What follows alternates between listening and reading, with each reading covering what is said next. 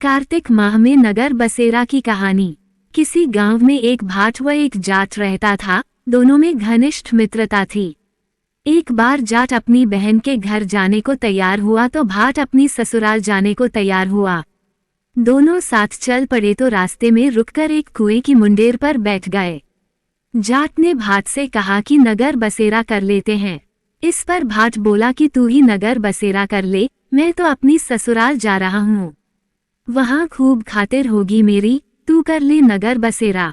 जाट वहीं कुएं के पास बैठ पानी की घंटी और चावल का दाना लेकर नगर बसेरा करने लगा।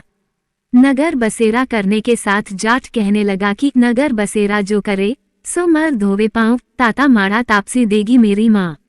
माँ देगी मावसी, देगी द्वारका का वास, मीठा मीठा गास वृंदावन का वास, 5 कुर्थी छठी रास। मेरा जिबड़ो श्री कृष्ण के पास, डालून पानी हो जाएगी, झट से निकल जाए मेरा जी। ये सब कर करा के वह जाट बहन के पास चल पड़ा। जाट की बहन ने भाई के आने पर उसकी खातिर की। घी बूरा के साथ भाई को जिमाया। दोनों ने बैठकर ढेर सारी बातें की। इधर भाट अपने ससुराल पहुंचा तो वहां आग लगी हुई थी। आग बुझाने वह भी लग गया, जिसमें हाथ मुंह भी काले हो गए और खुद भी थोड़ा झुलस गया। ना रोटी ना पानी के लिए ही किसी ने पूछा।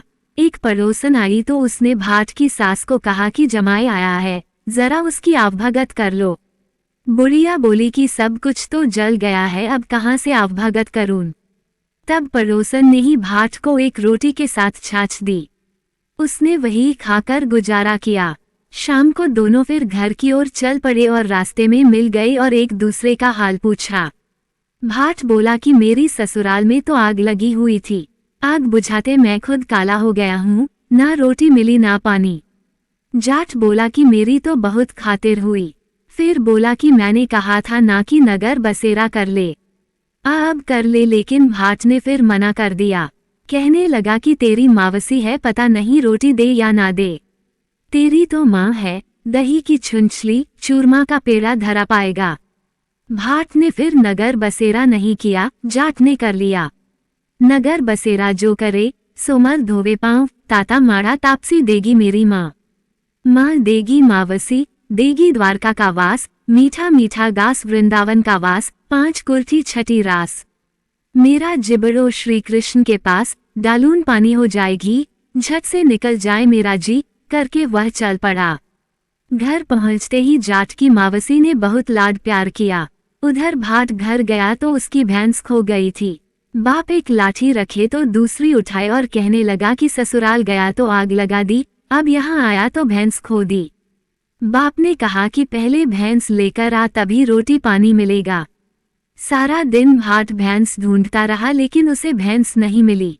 जाट और भाट की मुलाकात फिर से बाजार में हो गई। जाट ने भाट के हालचाल पूछे तो भाट बोला कि आते ही भैंस खो गई, बस उसी दिन से भैंस ढूंढ रहा हूँ, रोटियों का तो पूछो ही मत। जाट ने कहा कि मैंने तो पहले ही कहा था कि नगर बसेरा कर ले। जाट की बात सुनकर भाट बोला कि तेरे नगर बसेरे में इतनी ताकत है तो चल अब कर लेते हैं। दोनों ने बैठकर नगर बसेरा किया। नगर बसेरा जो करे सो मर धोवे पाँव, ताता माड़ा तापसी देगी मेरी माँ। माँ देगी मावसी, देगी द्वारका का वास, मीठा मीठा गास वृंदावन का वास, 5 कुर्थी छठी रास। मेरा जिबड़ो श्री कृष्ण के पास, डालून पानी हो जाएगी, झट से निकल जाए मेरा जी। दोनों के नगर बसेरा करने पर भाट जैसे ही आगे बढ़ा तो उसकी खोई भैंस मिल गई, जिसे लेकर घर पहुंचा। घर पहुंचते ही माँ ने कहा कि लड़के को आते ही घर से निकाल दिया, सारे दिन से ये भूखा प्यासा भटक रहा है। ये कहकर उसकी माँ ने उसको खूब खिलाया पिलाया। इस घटना के बाद सारे नगर में ढिंढोरा पिटवाया गया कि कार्तिक में सब कोई अपने पीहर या सासरे आते जाते नगर बसेरा करें। जैसे भाट को नगर बसेरा करने का फल मिला, वैसा ही हर किसी को मिले।